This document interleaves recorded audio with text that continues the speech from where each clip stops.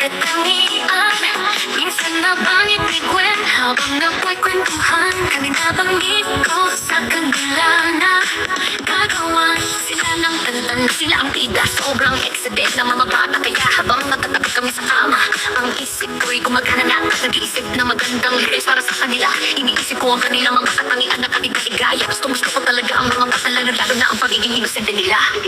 Napakabilis ng panahon, habang kasama sila kadating mas frustrado at maaaring magiging dalaga na sa susunod na panahon. Kaya sa kagaya ko na at nila samantalahin na makasama sila habang mga mas pa. Ibigay natin sa kanila ang pagmamahal na kailangan nila para maging mabubuting adulto sa susunod na henerasyon. Ang mga batang may kanya-kanyang katangian. Si Gwen ay mahilig sa sports at palagi may mga practice sa karate para maging disiplinado at may pagtanggol ang kanyang sarili. Samantala ang pangalawang kamagin ko naman na si Zayn ay responsable, bata na ang pasipan, lalo na sa pag-iihaw ng barbecue sa Palayan Night Market na malapit sa kalsada.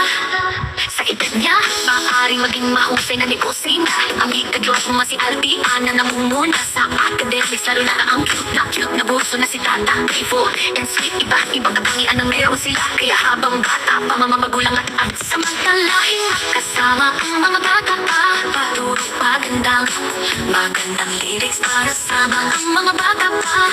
Turuan ng magandang asal ang mga bata para pagtanda nila maging mahusay na adulto sila. So may bitter like on the rough road, palakihin sila sa pagmamahal. Turuan ng mga bagay na magbibigay sa kanila na lakas na loob para maharap ang hamon ng buhay. We are dead on the line, we are them teacher to guide their way. Kung tayo kanilang para maabot ang kanilang success, ganda ang asal at ang mga kapatitan ng mga gamit nila sa kanilang pagtanda.